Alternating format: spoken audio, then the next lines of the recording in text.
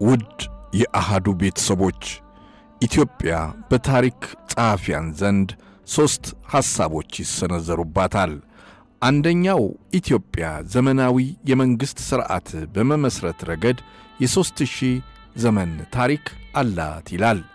ሌላኛው ደግሞ ይህንን አቆጣጠር ወደ 6000 ዓመታት ከፍ አድርጎ የተለያዩ ማስረጃዎችን ያቀርባል። ታሪክን ከስነ ቁፋሮ ወይም አርኪኦሎጂ ወይም ከስነ ሰብእ ወይም ሶሲዮሎጂ አንጻር የሚቃኙት ደግሞ ኢትዮጵያ የሰው ዘር የተገኘባት ሀገር በመሆኗ ከ3 ሚሊዮን ዓመታት በላይ ታሪክ አላት ይላል። ታዲያ ይህ ሁሉ ቀደምትነት ያላት ሀገር ኢትዮጵያ የሰላም ጥበቃዋ እንዴት ነበር? ሰላሟ በየጊዜው ለምን ይደፈርሳል? የሚሉ ጥያቄዎችም ብቅ ማለታቸው አይቀርም። በዛሬው ኢትዮጵያዊ ስንክሳራችን ይህን ከጊዜ ወደ ጊዜ አንገብጋቢ እየሆነ የመጣውን የሰላም ጉዳይ የታሪክ እጥፋቶችን እያነሳን በጥቂቱ እናወጋበታለን። ጥበቡ በለጠ ነኝ። ኢትዮጵያ በብዙ ዓመታት የታሪክ ጉዞዋ ውስጥ ሰላም የሚለው አስተሳሰብ ምን ደረጃ ላይ ነው ብሎ መጠየቅ ብዙ መልሶችን፣ ወጎችን እናገኝበታለን። አንዳንድ ሰዎች ሲናገሩ ኢትዮጵያ በኔ ዕድሜ ሰላም ሆና ተረጋግታ አይቻት አላውቅም ይላሉ። እነዚህ ሰዎች የ1960ዎቹን አብዮት ከቀሰቀሱት መካከል የሚመደቡትም ናቸው። ከ1953 ዓመተ ምህረት የጀነራል መንግስቱ ነዋይ የመፈንቅለ መንግሥት ሙከራ ከተደረገ በኋላ የመጣችው ኢትዮጵያ በአብዮቶችና በነውጦች፣ በጦርነቶች፣ በግጭቶች ሰላም እንደ ራቃት ይወሳል።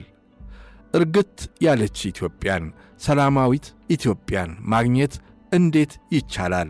ኢትዮጵያ ሰላም እንድታጣ ያደረጋትስ አስተሳሰብ መሠረተ ምንጩ ምንድን ነው? ተብሎም ጥልቅ ውይይት ያስፈልጋል። አቶ አእምሮ ንጉሴ የተባሉ ሰው በቀደመው ዘመን አንድ ግሩም መጽሐፍ አሳትመው ነበረ። የመጽሐፋቸው ርዕስ ጥንታዊ የኢትዮጵያ የሰላም ጥበቃ ታሪክ ወይም ከቅራት እስከ ዘመናዊ ፖሊስ ይሰኛል።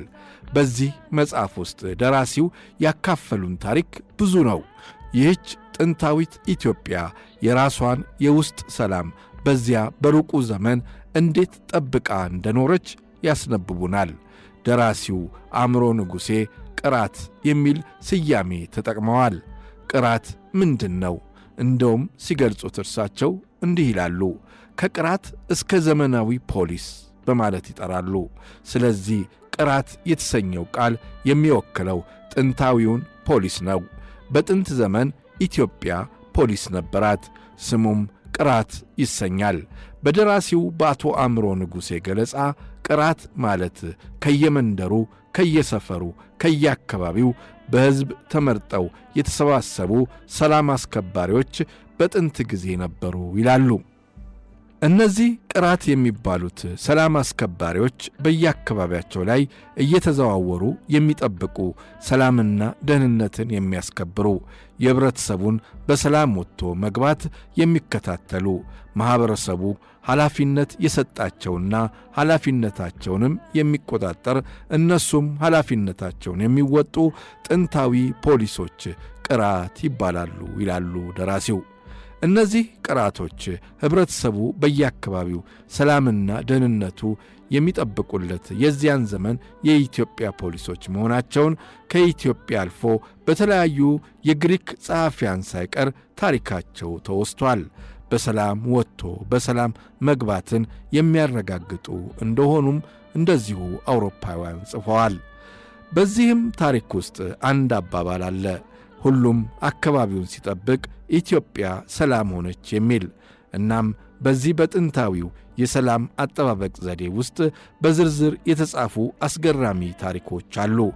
እኚህ ከቀደምት የኢትዮጵያ ጸሐፊያን ምድብ ውስጥ ስማቸውን የምናነሳሳላቸው አቶ አእምሮ ንጉሴ የኢትዮጵያን የ3000 ዘመናት የሰላም አጠባበቋን ታሪክ ወደ ኋላ ሄደው በዝርዝር ጽፈውታል።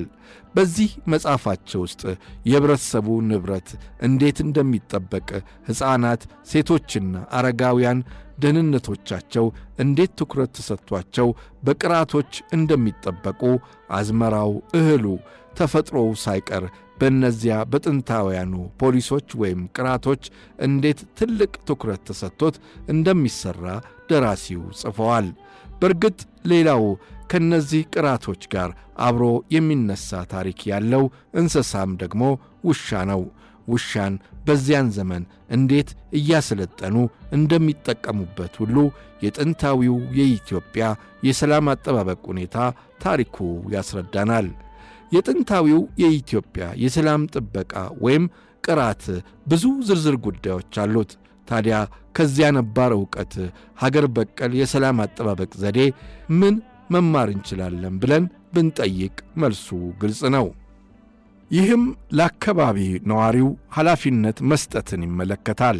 በአንድ አካባቢ የሚኖሩ ሰዎች በዘር፣ በጎሳ፣ በብሔር፣ በሃይማኖት ሳይከፋፈሉ በጋራ ሆነው የራሳቸውን የሰላም ጓድ ካቋቋሙ በየቦታው ሁከትን፣ ግድያን፣ ዘረፋን፣ ጠለፋን፣ አፈናን ሁሉ መቆጣጠር እንደሚቻል ተጽፏል።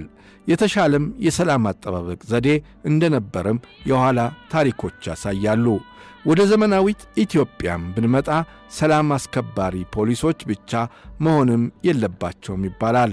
ከህብረተሰቡ ጋር የተውጣጣ ኃይል በየአካባቢው ቢደራጅ፣ አካባቢውን ቢጠብቅ ብዙ ወንጀሎችን በጋራ መቆጣጠር ይቻላል። ወንጀል ፈጻሚዎች የት ነው የሚገቡት?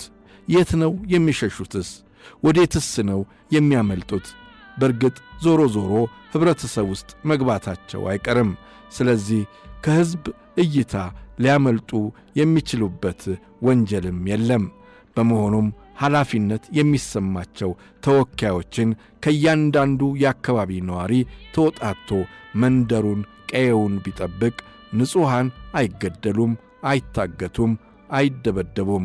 ስለዚህ ከህብረተሰቡ ጋር የተቆራኘ የሰላምና የደህንነት ጥበቃ በሰፊው ቢሰራ በተለያዩ ወቅቶች የምንሰማቸውን ወንጀሎች በእጅጉ መቀነስ እንደሚቻል ሀገር በቀሉ ጥንታዊው የኢትዮጵያ የሰላም አጠባበቅ ዘዴ ያስተምረናል። ፈጣሪም ኢትዮጵያንና ሕዝቧን አብዝቶ ይጠብቅልን።